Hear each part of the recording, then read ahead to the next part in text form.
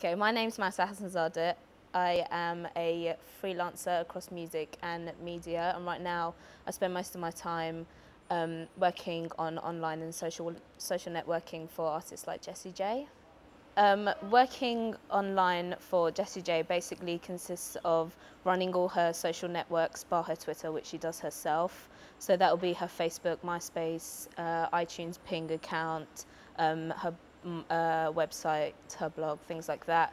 And basically we liaise with management, press, and Island record label to basically get content coming through and uploaded onto the various social networks and her sites, really.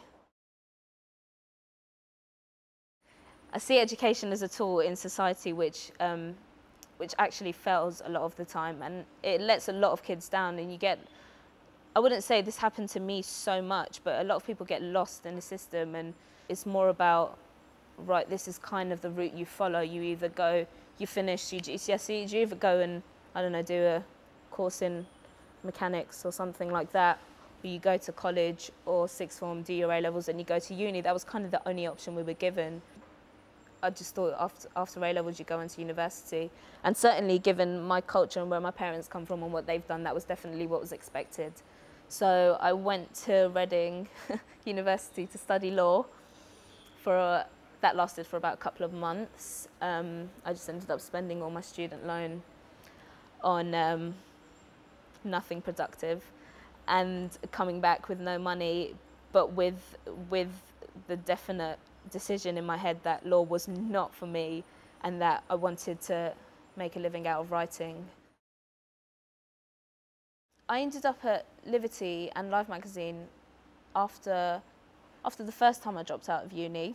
So I came back, I did a bit of work experience at Q magazine, which was basically just kind of doing mail, and I'd actually heard about through a friend that there was this organisation called Liberty, and they run a magazine called Live, which is done completely by 13 to 21-year-olds with assistance from professional mentors.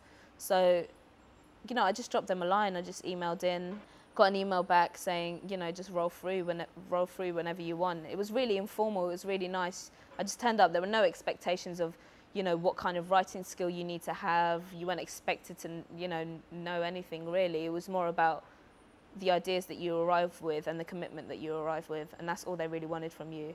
And for me, that was my uni, kind of just doing free work and meeting new people and trying to keep those contacts alive and things like that. So that was my education, and I think it was for what I'm doing now, I think it was the best route to take, definitely. My parents don't follow me on social networks, no, I've banned them from that. My dad did try to add me on Facebook, as did half my family from Iran, but it's just not that kind of party. You know, my mum Googles me every now and again, and she's like, oh, I just found this article you've written. Not in that voice, because she doesn't sound like that. But yeah, and she'll drop me a line, and she'll be like, oh, this was quite good.